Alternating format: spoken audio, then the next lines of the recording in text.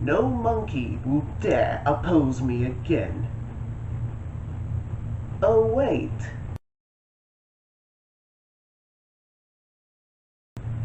Hey guys, Right Norris here, and welcome to another What If video. And today we're doing a new What If. I've been sort of tossing up and down on this idea, actually thinking about whether I was actually going to do this one and whether or not it was actually going to work.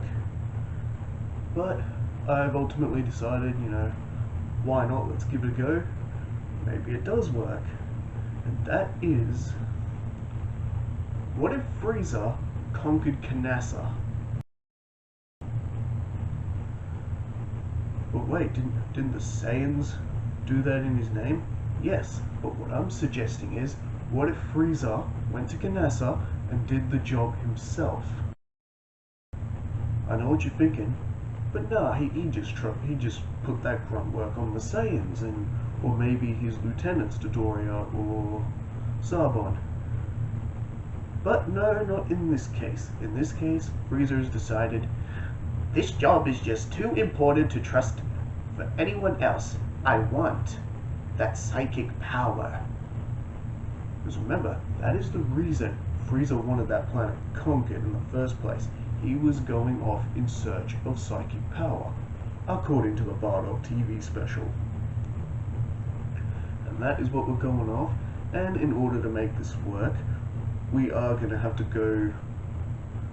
to again mix some things from Dragon Ball Minus, as well as the Bardock TV special. Now, the huge change here is that Bardock and his crew do not conquer Kanassa this time around. It is Frieza and his lieutenants themselves doing the conquering.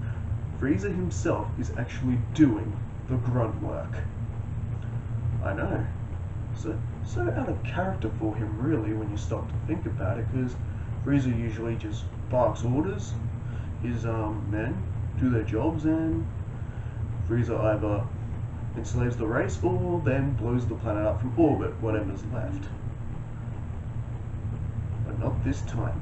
Frieza is going down to Kanassa and he's looking for the psychic power himself. And he actually gets it. He actually finds it. He ends up in a one-on-one fight with the leader of the Kanassans, the same one who gives Bardock the power in the original. And the Kanassan gives Frieza the same parting gift. So remember, Frieza doesn't fully understand this power. He thinks, oh goody, I'll have psychic power, no one will dare oppose me, I'll know what they're doing before they even do it. He doesn't understand that the gift of foresight is also a curse. It's like the Kanassans. They've already seen visions that it's going to be Frieza who kills them.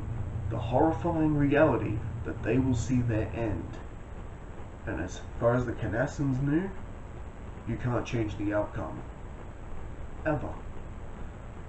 And that is exactly the curse that Frieza is in store for. So remember, you can't just up and have these visions whenever you want. They appear in your head at random.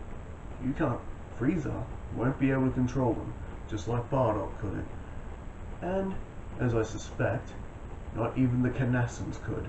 So, with that in mind, Frieza has his little scuffle with the commander. The commander gets that shot in and gives Frieza the ability of foresight. And Frieza ends up passing out, just like Bardock does in the Bardock TV special, and they end up evacuating the planet to get Frieza to safety. And this is already causing some pretty nasty fallback on Frieza, because this has shown Frieza in a state of vulnerability. No one's ever gotten a shot in on Frieza. No one has ever knocked out Frieza. So this gets a lot of his lower infantry, like his new recruits, thinking, maybe this Frieza's not as good as we thought. maybe he's not so scary after all. He's supposed to be the best in the universe, but a weak Kanassan got the better of him. And this is causing a little bit of a divide in his empire. And when Frieza is eventually well rested and gets out of the healing chamber, positive alarm, hang on. Huh. Well, that's good news. Anyway, back to the story. So, when Frieza wakes up and exits the healing chamber, he's had a vision. He's had a vision that he will eventually face off against a Saiyan warrior on some weird planet. It's got a green sky, green water, and got these green guys running around. That is, of course, Planet Namek. But this is where Frieza sort of makes a mess up of his premonition. The Saiyan warrior he's battling, he mistakes him for Bardock. You know. But, of course, it's actually Goku, or Kakarot, if you prefer. So remember, Goku is Bardock's spitting image, especially with that hairstyle. And Frieza actually recognized Goku as Bardock. So remember, Frieza knows Bardock. He's seen Bardock before, you know. Bardock is practically an elite member of the Frieza Force. In fact, it was supposed to be him originally to go down to Kanassa and conquer it, as we know from the Bardock TV special. And to think, he's just a lower class monkey. So, this has Frieza on his heels. And of course, he's learnt all about the distortion going on in his own ranks. And well, Frieza immediately just puts them back in their place when he obliterates about a third of his fleet. As an example of any of these rumors going on that I have been severely injured have been greatly exaggerated. As you can see with that little blast, he's fit as a fiddle. And what is he up to? He's on his way to Planet Vegeta to destroy it because he's kind of freaking out about these visions. Of course, he was going to destroy the planet anyway, but now he has an even bigger incentive to do it, and that carries on as per the original story. And just like in Dragon Ball Minus, Gine and Bardock send Kakarot off-world exactly as planned, and pretty much with Goku's side of things pretty much play out the same. Goku's story on Earth pretty much plays out the same. As for Frieza, okay, Frieza's there, he has destroyed Planet Vegeta. I feel so much better now. After all, this Super Saiyan can't oppose me if they're dead. And Frieza is pretty sure he got Bardock in the blast, because remember, Frieza has mistaken Bardock for this Super Saiyan. Who shall dare oppose him? But he soon starts to realize he may have been wrong, because he's still having the visions. After all, if this Super Saiyan is dead, why is he still having visions of the battle that he'll eventually have with Goku? And he does have the Frieza Force search worlds in trying to find Goku, but it's no use. Remember, Goku was sent off Earth in a space pod that was stolen by Bardock, which means it's an unauthorized launch. Frieza is trying to find a monkey in a haystack. It's not happening. And Frieza is freaking out about it. He's having nightmares about it. He is really, really on edge, and it's starting to affect his leadership skills in his empire. He's making rash decisions. He's wiping out planets that he didn't necessarily have to, or planets that had resources that they needed. Frieza, thanks to this newfound paranoia, he's basically run the planet into the ground. And it's not good.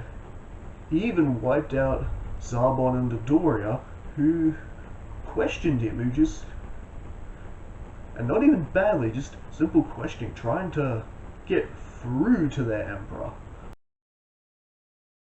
that he's making these really rash and bad decisions, and Frieza just wasn't having it.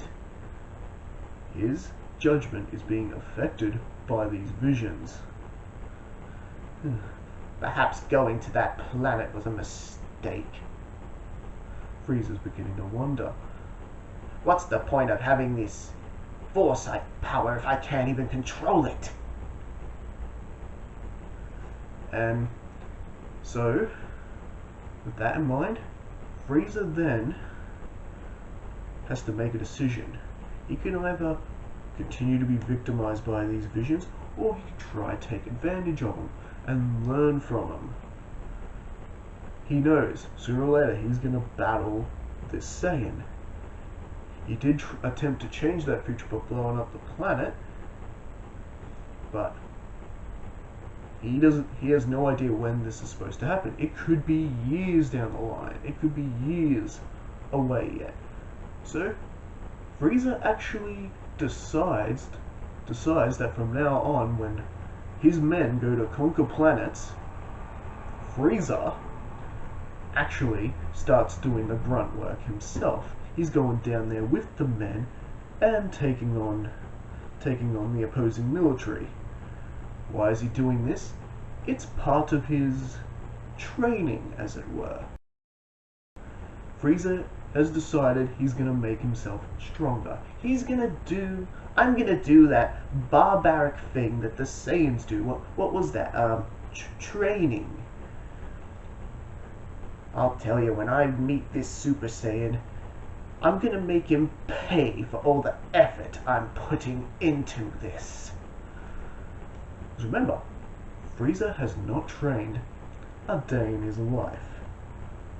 And joining the men, actually being a part of his men, will for starters help boost morality for his men, as well he will get stronger in the process. And of course, he can always train by himself as well, and push himself to new heights that way. However, news of what Frieza is doing has reached his father, King Cold, who is deeply concerned about his son's actions. Not sure I like what my son is doing here. He's wiped out some of his most trusted lieutenants, destroyed a third of his fleet, and he's what? Doing the grunt work himself? That is not the boy I raised. What is going on? This sounds like Cooler all over again. So, King Cold is on his way to have a bit of a chat with us. King Cold is on his way to talk to Frieza. And that conversation does not go well. Go well for King Cold, that is. Frieza, what are you doing exactly? You're supposed to be running an empire, not going out there and playing. Oh, you're right, Daddy. I've been such a bad boy, but you'll find I am the one in charge here. Such insolence! Looks like I'm gonna have to teach you one of your lessons. So remember, in the original timeline, but before King Cold's death in the hands of future Trunks, King Cold was the stronger one. King Cold, molded Frieza into what he is. He's the one who disciplined his child whenever he disobeyed. But this time, the shoe's on the other foot. King Cold doesn't realize that Frieza has actually gotten himself stronger. So when King Cold charges at at him for a strike. Frieza just catches his hand. He was like, "No, Daddy, no. I'm afraid that just won't do." Puts his finger out and fires a death beam straight through the heart of his father. Frieza has just killed his own father. "There you are, Daddy. Now you can retire in peace forever. In the next life." And from there, in a way, Frieza actually feels quite liberated by this, because now Frieza can pretty much be his own emperor. He doesn't have to worry about his father looking over his shoulder anymore. And he's able to just keep doing what he's doing, keep conquering the planets he wants to conquer, being actually a part of his forces. And don't get me wrong, this isn't a Frieza going good or anything. Oh no, he's still pretty much the bad guy we know he is. It's just, not only do his men fear him, but they respect him as well, because he's out there on the front lines with them, fighting with them. It's just boosting more morality within the Frieza force, and that ultimately makes his men fight harder for him. And meanwhile, we go for a bit of a time skip here. The years go by. Raditz, Vegeta, and Nappa, yes, they're still alive. They were still off-world when Planet Vegeta blew up, and of course have been serving Frieza since. And Raditz and Vegeta are both fully grown now. We're almost heading into where the beginning of Z would have started. Raditz, Vegeta, and Nappa have just returned from a mission from Tradic. If you watch the anime at all, they do mention Tradic in the anime, and I think the manga as well. In fact, I remember watching on YouTube. This guy actually did a full-on fan film of the Battle of Tradic between Nappa, Raditz, and Vegeta trying to take over Planet Tradic. It's actually pretty cool. In fact, I will. I'll leave a link to that video in the description. It's pretty cool. The animation's well done, especially for a fan film. Anyway, now we're getting off topic. So, they've returned from this mission, and Raditz is thinking about going to Earth to pick up Kakarot and add him to the Frieza forces. This will only increase their efficiency, and it's another Saiyan in the midst. Perhaps a Saiyan even weaker than Raditz, so maybe Nappa and Vegeta will stop picking on him so much for being so weak. Well, I'll tell you what, Raditz, if you find your brother and he's actually weaker than you, well, I guess we can give him the hard time then. Yeah, we can call you the weak siblings. Vegeta and Nappa, that whole chestnut, trying to get a rise out of Raditz. And meanwhile, Frieza is still having premonitions about the Super Saiyan he will face. This, of course, being Goku in the future. Then he has another premonition, and he sees Raditz, a premonition of Raditz, talking with Goku to try to recruit him into the Frieza force. Oh, Sorbet? Because yes, we got Sorbet in this timeline. He's a bit more active now that, there's no Zarbon and Dodoria, so Sorbet sort of had to step up here. Sorbet, please fetch that monkey Raditz for me. It would seem he has been keeping something from us. So remember, Raditz is aware that Gine and his father sent Kakarot off-world, and he does know the coordinates and location. Perhaps Frieza can get rid of this threat before it happens. And of course, Sorbet appears before Vegeta, Raditz, and Nappa. Raditz, Lord Frieza wishes to see you immediately. Vegeta and Nappa just saw a question. Alright, fine, we'll be there. No, not you, Prince Vegeta. Just Raditz. Everyone's confused, especially Raditz. Huh? Why on earth would Frieza want to see me? He's never spoken to me in a day of my life. And he is brought before the Emperor himself. Oh, Raditz, it seems you've been a naughty little monkey, haven't you? You've been keeping secrets. Tell me, your brother Kakarot, where is he? Where did your parents send him? And Raditz, of course, he tries to put down, I don't know what you're talking about. Didn't he die on the planet? Oh, Raditz, you are a terrible liar. And fires a death beam at Raditz's shoulder. Raditz is reeling in pain. You sure you don't want to talk, monkey? The longer you hold off, the more unpleasant this gets for you. Well, Raditz is not saying anything. Raditz is just looking at him. Go to hell, you bastard! And Frieza just is firing more death beams at Raditz. He's not killing him, he wants the information. But Raditz is not talking. No matter what Frieza does to him, he is just not cracking. And Frieza at this point is considering to kill Raditz. He's charging a little death beam pointing right at Raditz's head, executioner style. But then he gets an idea. You know what? I won't be killing you today, monkey. I have thought of a better use for you, monkey. You are going to be my obedient slave. But I assure you, the rest of your life is gonna be nothing but misery. And then he fires another death beam. This time it is a fatal shot. Oh, medic! Medic! Come quick! It would seem Raditz has had a little accident. Please get him into a medical chamber immediately. Oh, and when you're done fixing him up, please bring him back here.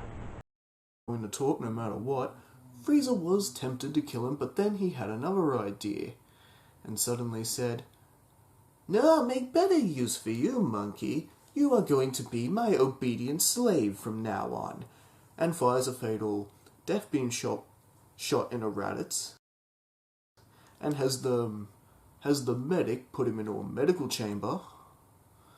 And of course, Frieza intends for Raditz to come back there when he's all healed up, so Frieza can just do it again. What is the point of all this madness? There is method to Frieza's madness here. Frieza is well aware of the Saiyan Zenkai boost, their ability to get stronger when they take fatal wounds. If Frieza cannot stop this Super Saiyan, he's gonna make one of his own, one that will willingly serve him, and this constant putting him into the meta chamber after fatally injuring him, torturing him, and of course using his scientist and qualified psychologist, and Frieza's quite the psychologist himself, he's able to reduce Raditz down to almost like an animal. Does Raditz give the information where Kakarot is living, the location of Earth? No. That is one thing Frieza just cannot get him to crack on. But if he can't do that, he'll do the next best thing. So, along with him and his psychologist, they start working with Raditz to make Kakarot, Goku, the bane of Raditz's existence. You realize there, monkey, the only reason you're going through this pain is because of your brother. He is using this to manipulate Raditz, break him down even further. Just like any other personality, you throw enough trauma at someone, you can break them. And that is exactly what Frieza is doing to Raditz. He has reduced him to nothing but a shell of what he used to be. Even the name Raditz is eventually stripped from him. You know what, Raditz? Raditz is a name for a proud Saiyan warrior, and you're not looking much like a proud warrior. No, you need a new name, something that literally translates to the crap I walk on. Ooh, I know! Henceforth you shall be known as Kasso. Raditz has a new name, Kasso, which if you actually look up Japanese words, Kasso literally means turd. A fitting slave name for a broken down Saiyan. In a way, you could say Frieza has basically created his own Broly. And I'm talking not the reboot Broly from Dragon Ball Super, the movie Broly. I'm talking about the original Broly from the Broly Legendary Super Saiyan, where Broly is reduced to, well, not really having much intelligence. Basically, Raditz is basically similar to Broly. He just understands destroy.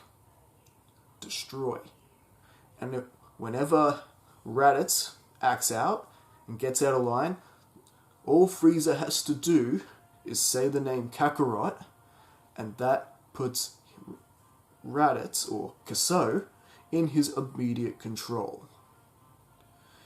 He goes to his knees, he's holding his head going, "Ah!" whenever Frieza uses the name Kakarot. Because Kasso, sole purpose is to kill Kakarot.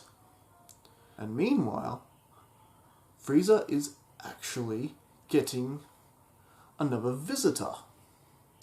Who is this visitor? It is his brother Cooler. Why is he here? Frieza, I demand an explanation. I hear you're the one who slayed Father.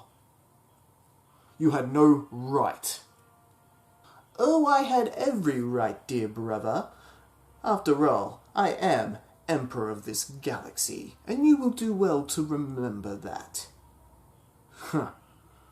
I knew Father should have given me. Tried to warn him you were a mistake from the very beginning. Ugh.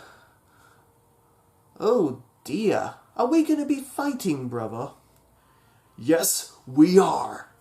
Cooler, of course, is with his entire Cooler force as well, who are ready to fight and overthrow the current Emperor, Frieza.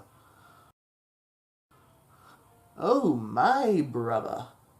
Someone's wearing big breeches all of a sudden, and as much as I would like to dirty my hands, I have a new servant who's willing to do this for me.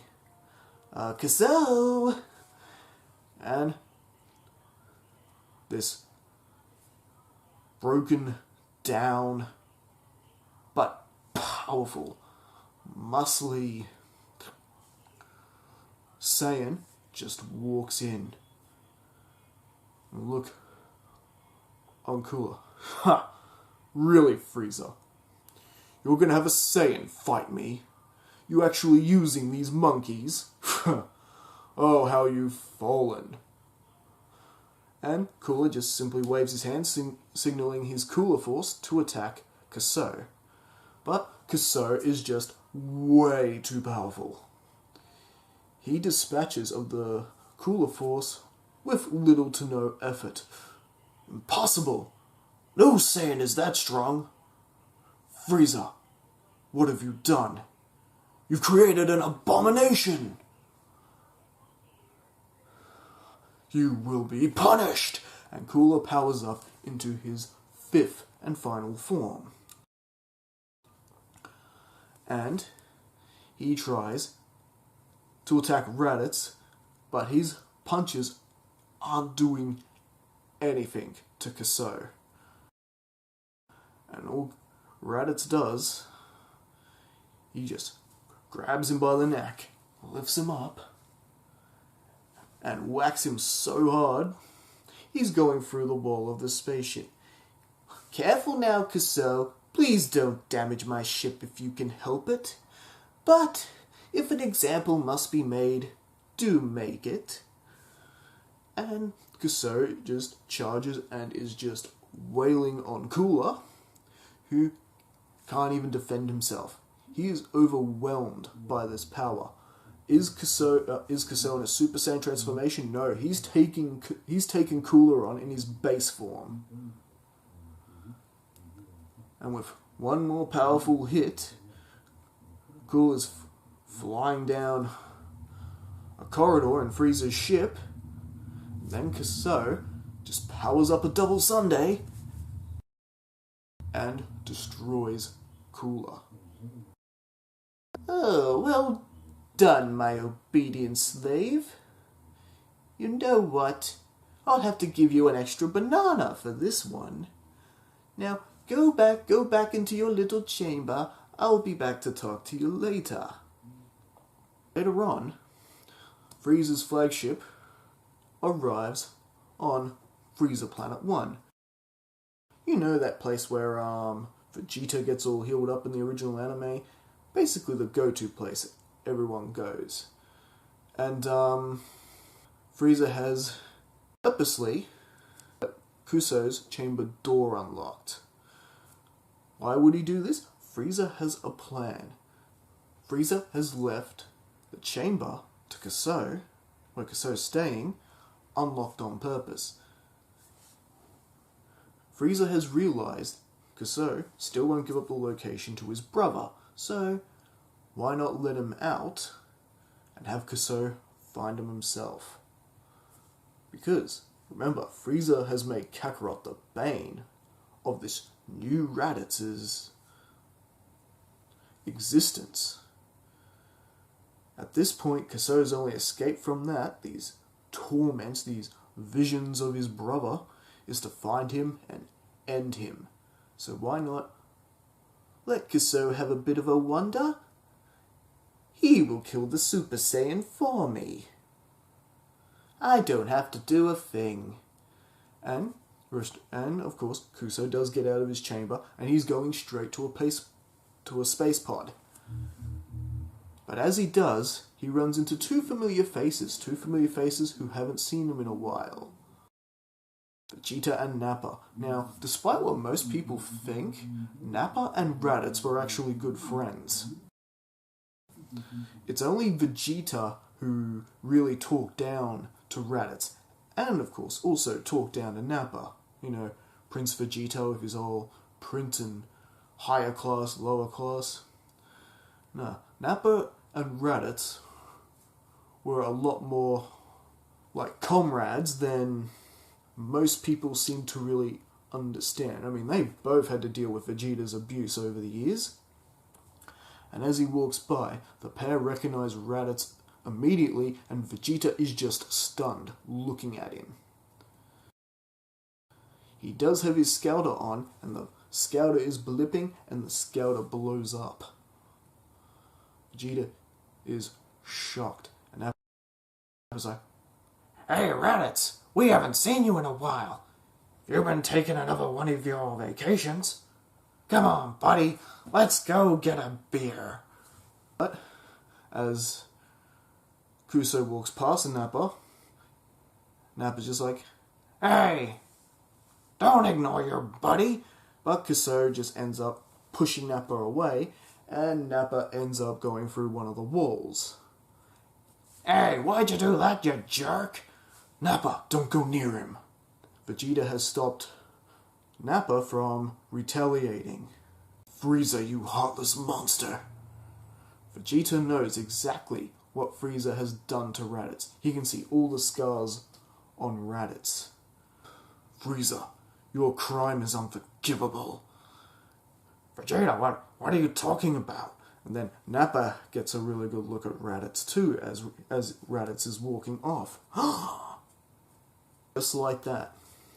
All these rumors that Nappa, Vegeta and Raditz have heard over the years, that it was indeed Frieza who wiped out Planet Vegeta, is beginning to sound more and more like it's the case. If Frieza was willing to abuse the Zenkai boost like that, do this to someone who has obediently served him for years, how long until Frieza does the same to Nappa and Vegeta? Raditz is on his space pod, and he's flown off. Vegeta has come to a decision. Come on, Nappa. Let's follow him. Do they know where Raditz is going? He knows what Frieza has done to Raditz. And it's only a matter of time before Frieza does something in a similar fashion to Vegeta and Nappa. So they are off to find out just what their former comrade is up to. And they follow him all the way to Earth. And Kasou has his run-in with Piccolo, except this is very different than Raditz's run-in with Piccolo in the original story, because when Kasou realizes that this decent power level is not Kakarot, he just straight up destroys Piccolo on the spot. Just like that, one little ki blast, Piccolo is dead. Kasou didn't even ask him any questions, he just stared at him for a bit, then just powered up a ki blast, bye-bye Piccolo. And that of course means Kami is gone too, which means there are no Dragon Balls at the moment. No way of wishing anyone who might die by the hands of this powerhouse back. Of course, he does run into Goku, or Kakarot, at Kame House, who's there for the whole reunion, just like he is at the start of Z. And we got Gohan, the little half Saiyan hybrid, who hasn't done any training in his life, because, you know, Chi-Chi wants her son to be a great scholar, that whole chestnut. And then Kasou does appear before Goku. Goku was already shocked and scared stiff because he actually sensed Piccolo's death. Kasou's power level could be sensed by everyone on the planet who can sense energy. That's how powerful Kasou's become. Kakarot is actually in fear. He knows he can't beat this guy. There's no way he can beat this guy if it comes down to it. Kasou's just staring at his brother. And then Kasou speaks. He says one word. Just one. Kakarot! And he powers up, and he transforms into a Super Saiyan.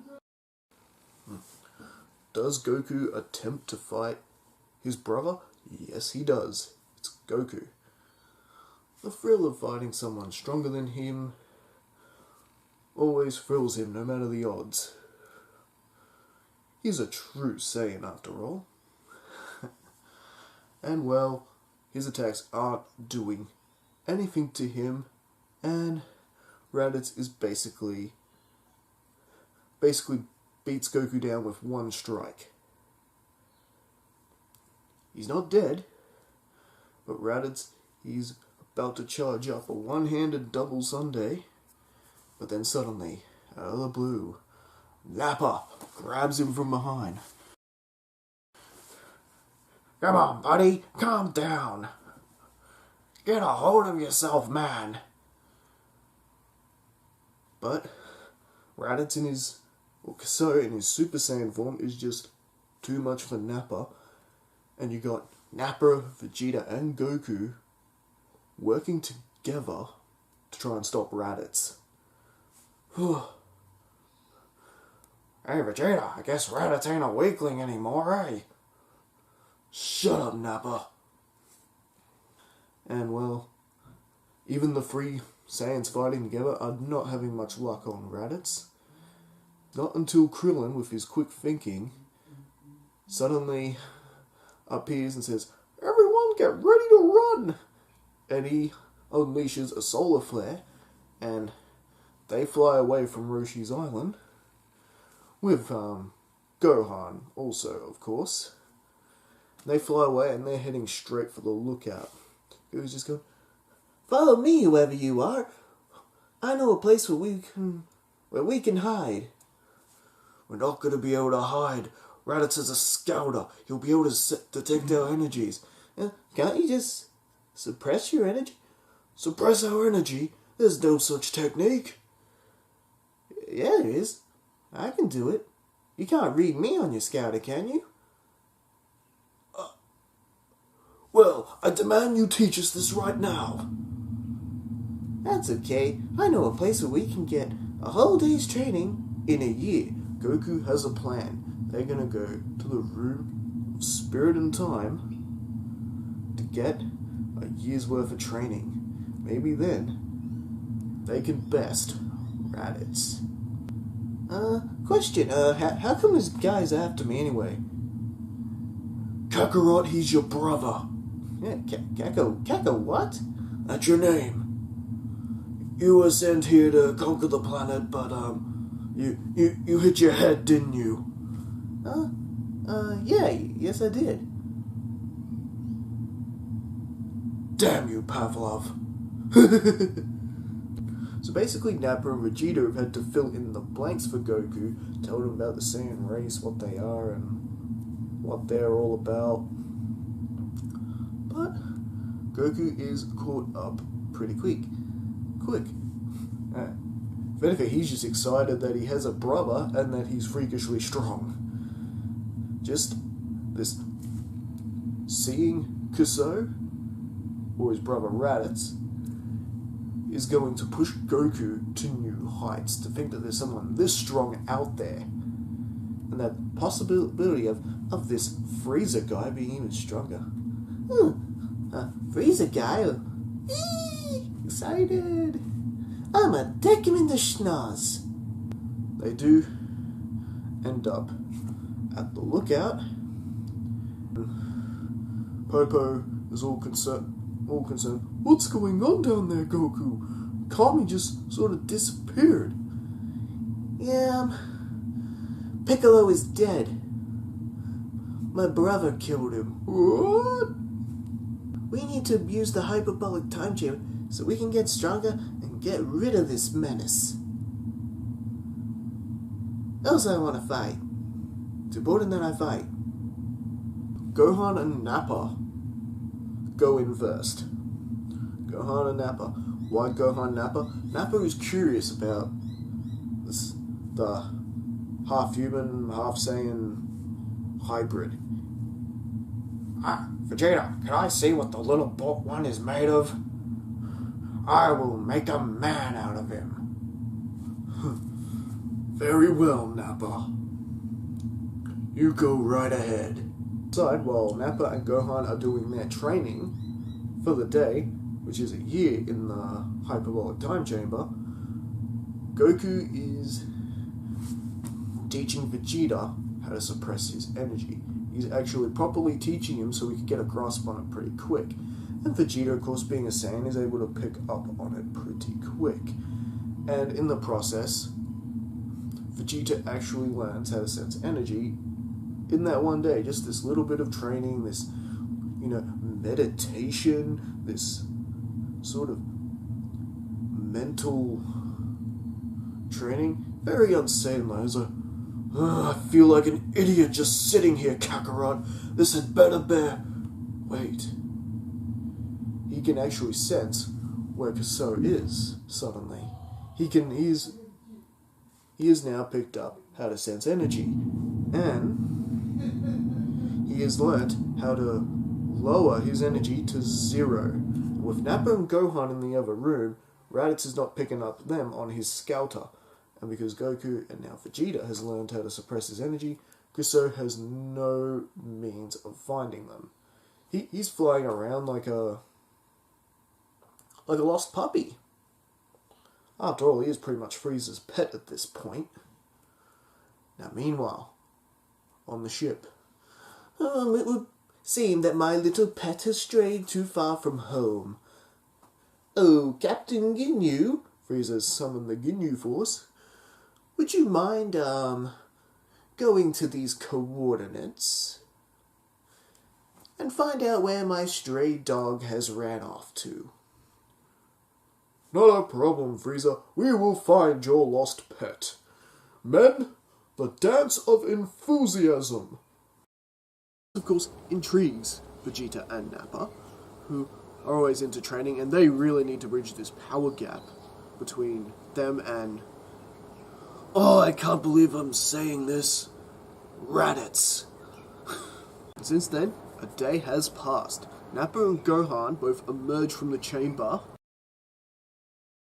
both stronger than ever. Gohan, he's all buffed up and looking fierce. Now, with the training, yes, Nappa had to man Gohan up a bit, considering Gohan had never trained a day in his life. So basically, Nappa took on the role of Piccolo here. Nappa, of course, got stronger too, but not as much as he could have if it had been maybe just him, or if Gohan was already a seasoned fighter. But the increase of power was significant nevertheless.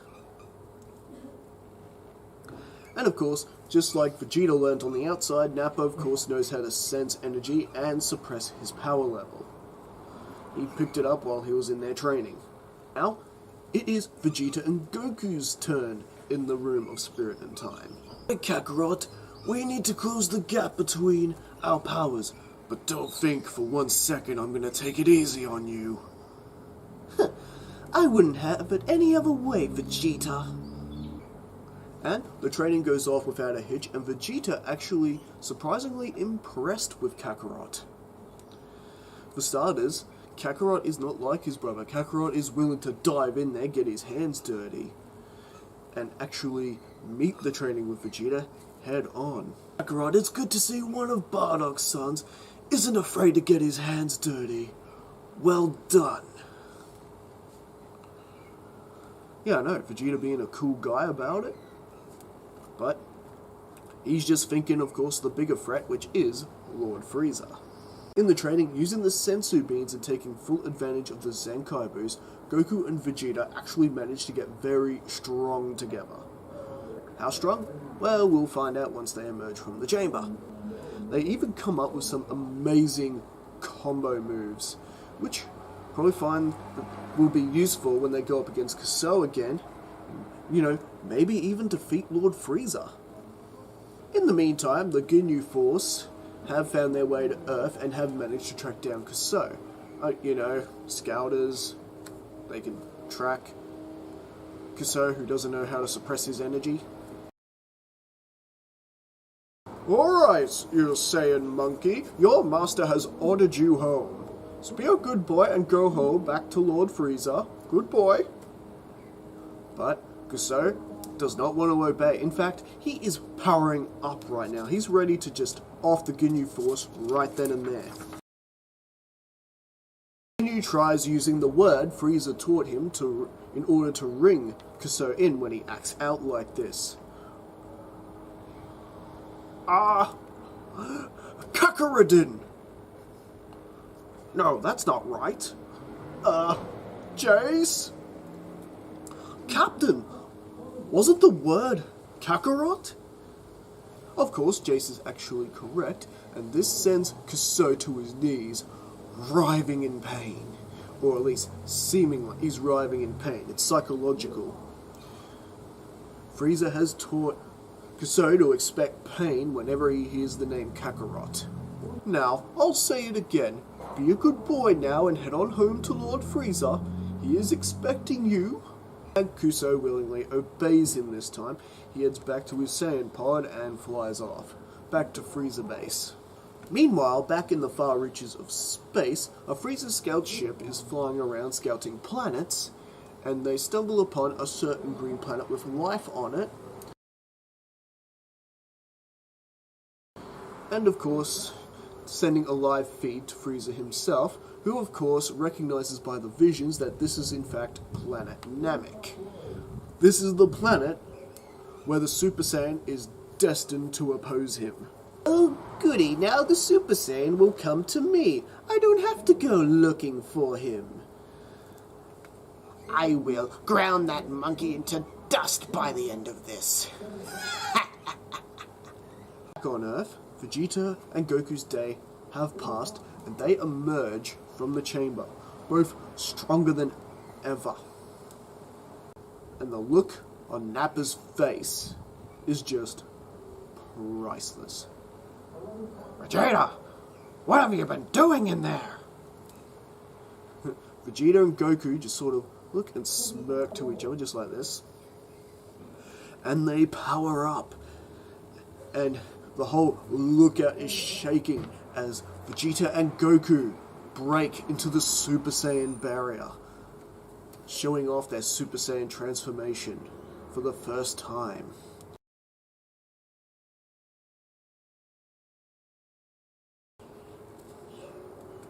Nappa is speechless while Gohan and Mr. Popo and Krillin, they're standing there. Now, a month basically has gone by and Bulma has finished building the Capsule Corp spaceship, pretty much exactly the same type of one that Goku uses in the original anime to go to Namek. Complete, of course, with grav chamber for training purposes. In the meantime, they also had a grav chamber built in Capsule Corp so the Saiyans could continue with their training, along with the rest of the Dragon team, because the rest of the Dragon team are going with them on this mission. They need to make sure that they can find these Namekian Dragon Balls and bring back Kami. That will, of course, restore their Dragon Balls, and, of course, will, bring Piccolo back as well, who hasn't really gone through his whole good guy transformation, because, remember, Kusou Raditz took him out in one of the previous parts. So if everyone all packed up, it was blast off time, and they are on their way to Namek, everyone getting some additional training with the grav chamber that's also on the ship. And does Bulma come? Yes, well, someone's got to be sensible, someone who can actually fly the ship, and of course, you know, you need a Dragon Radar to find these Dragon Balls. They can already sense that there are a lot of high power levels on this planet. Nappa and Vegeta pretty much recognize most of them immediately, recognize them as Lord Frieza, and pretty much other members of the Frieza Force, including the Ginyu Force, who are already here. Now, is Frieza collecting the Dragon Balls? Actually no, he actually doesn't know about them, but he is terrorizing the villages, nevertheless. Frieza do this? Well, the Nameks don't have a lot to offer in terms of technology, but they're to be put into slavery and can do work on other planets and things like that. You know, things that Frieza's working on, projects, things like that. Maybe even just going to Planet T-1000 and gathering up some metal. Yes, there actually is a Planet T-1000, because Akira Toriyama was a big fan of the Terminator. While that's happening, the Earthlings are in search of the Dragon Balls, of course with Nappa and Vegeta, who of course keeping their own little agendas a secret. They want the Dragon Balls to wish for immortality, while the others simply want to restore Kami and get their own set of Dragon Balls back. And Goku has a little something in mind for a wish as well, with the regular Dragon Balls should they be restored. Of course, what they don't know yet is that you actually get 3 wishes with the Dragon Balls. So there's actually a chance that everyone will get what they want this time around. Alright, so with that, the Gohan, Krillin, and pretty much Tien Yamcha, they're all keeping their power levels down and quietly going to villages, collecting up as many of the Dragon Balls as they can. Gohan and Krillin do still end up rescuing Dende from Frieza and Sorbet. They do have a bit of a run-in with Kusou, but they manage to flee. They basically get away from Kusou the same type of way that Krillin and Gohan escaped Dodoria in the original. So that is twice that Kusou's fallen for the solar flare. Poor Kusou. Frieza's not particularly impressed with his Saiyan slave at the moment. Oh, you let those pests get away, did you? Ooh, well, crime and punishment later, monkey. Just like the original Raditz, you are a big disappointment. The Dragon team do end up seeing Guru, the eldest Namek, who does agree to unlock everyone's latent potentials. Because, well, He's a nice guy like that, and they need all the help they can get. The best thing about this is, keep in mind, is, again, Frieza has no idea about the Dragon Balls, so the Earthlings have the advantage here. The fact that they can sense power levels without the Scouter, and of course they've got the Dragon Radar. They can pretty much gather the Dragon Balls out under Frieza's noses when he leaves these villages. The Dragon Balls are eventually collected, and well, they got a little bit carried away celebrating, and that is when the Ginyu Force turn up. Which, they pretty much come and go pretty quick because they are no match for Gohan, Nappa, Vegeta, and Goku. Remember their day, Spirit of Time, Gravity Training. Yeah, alright. Gordo, get in there! Okay, Raccoon, deal with this! Okay, Raccoon! Oh! You know, classic Goku elbow to the gut.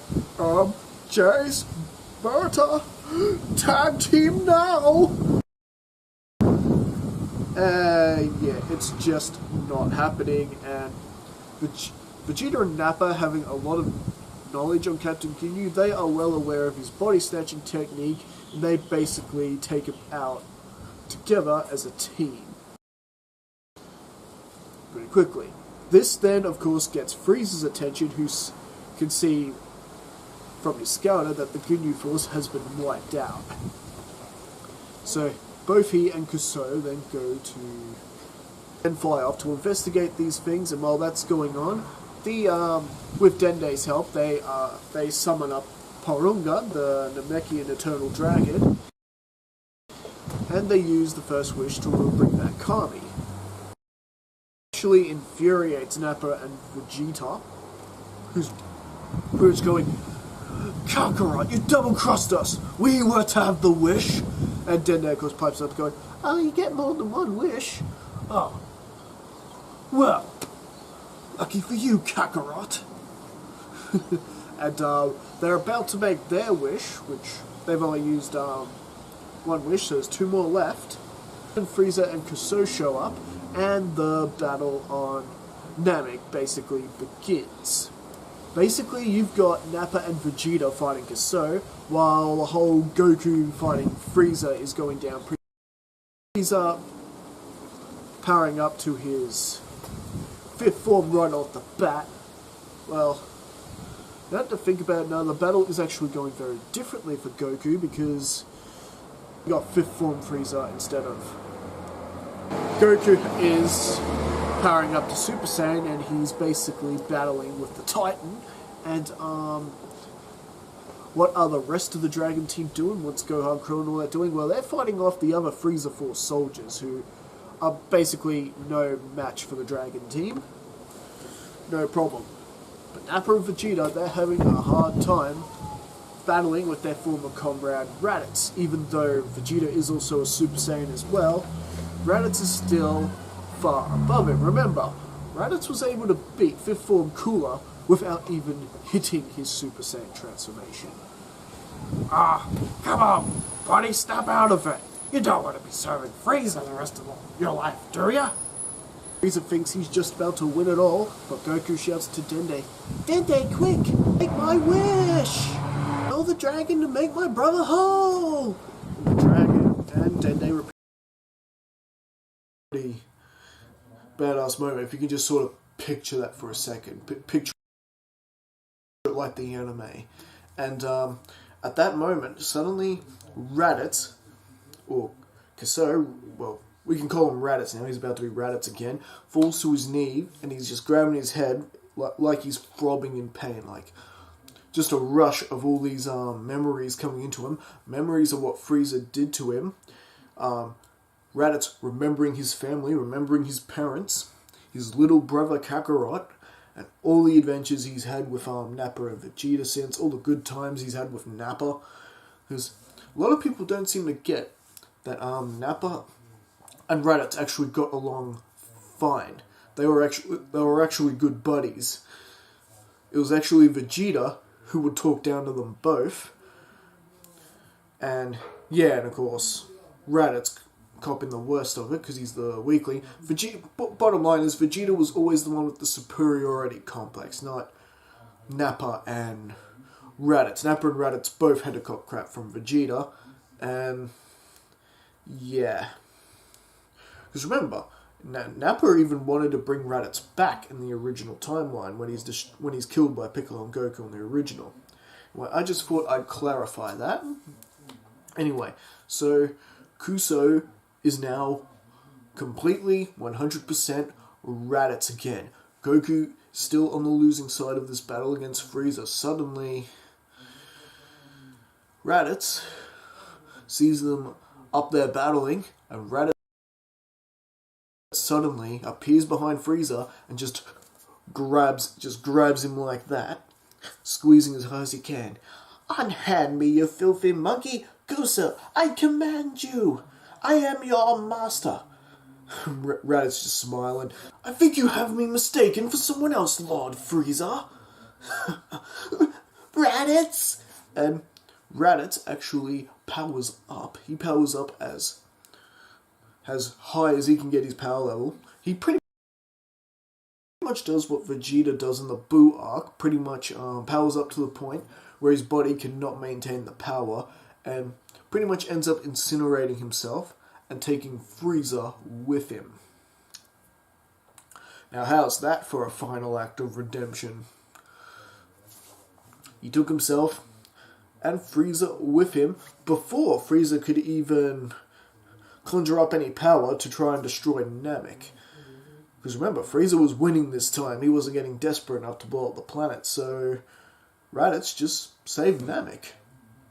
Raditz just saved Namek? Yep, you heard me. Raditz just saved Namek.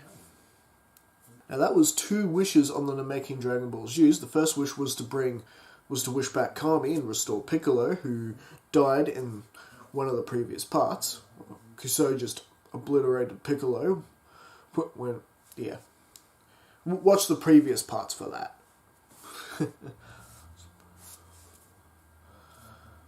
So there's one more wish, and Vegeta is approaching Dende, and he just whispers in the kid's ear.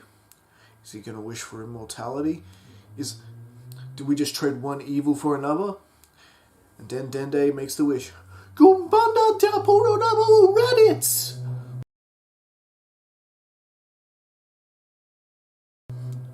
That's not real Namekian, that's just gibberish. I don't think they have a Namekian dictionary. They do have Klingon dictionaries for Star Trek, but they don't have a Namekian dictionary for Dragon Ball fans. Or if they do, I'll tell you what, link it to me in the comment and I will get one. But, judging by the wish of the fact that Raditz's name was just mentioned, yes, you guessed it, Raditz has been brought back to life. But DB Rai, why would Vegeta do such a thing? He had immortality right in his grasp. Why would he do such a thing? Well, remember, Vegeta's a Super Saiyan now, and Frieza's out of the way. He's gone. He doesn't really need the immortality anymore. Vegeta can go off and do whatever he wants. There's no more Frieza. The point of him getting immortality is so he could beat Frieza. But nah, Raditz took care of that for him. Oh, that's got to be burning up in the prints a little bit. Yes, it is. But Vegeta also understands the only reason Raditz is able to get this stronger is because of Frieza's abuse. So Raditz is more or less forgiven there.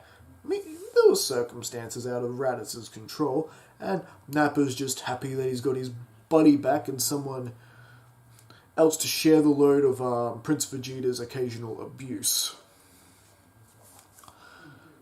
So, that pretty much ends things on Namek, but there's still one more thing to do, and Vegeta asks that the Dragon Team accompany him to, Vegeta asks them if they can accompany them to liberate all the planets that Frieza had conquered, get rid of all the remaining remnants of the Frieza Force once and for all. And the Dragon Team actually agree with it. Goku, more of a chance to fight, spending more time getting to know his brother, and yeah, why not? Because while these guys are running around more, there'll always be another guy trying to be the next Frieza. Least they can do is minimize the risk, and Vegeta could become what he was always meant to be, the true Emperor of the Galaxy. And yeah, they pretty much liberate these planets that are under Frieza Force control pretty easily. There's no one really strong enough really to oppose the Dragon Team led by now Emperor Vegeta.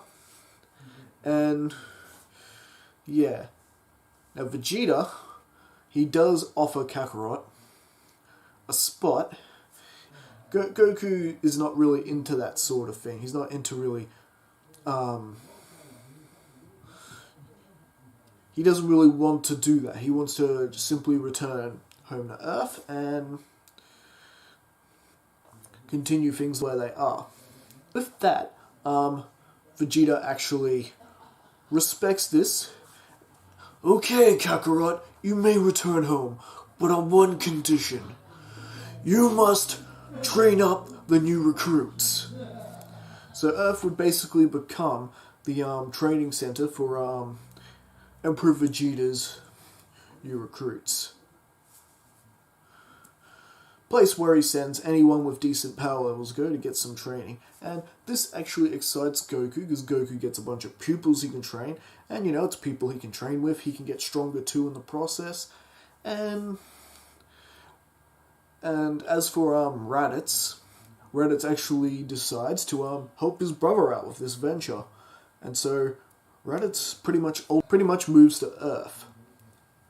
And Emperor Vegeta, yeah, he's quite the frequent visitor, because, well, he's kind of taking a liking to Bulma, and how tech-savvy she is, and all that.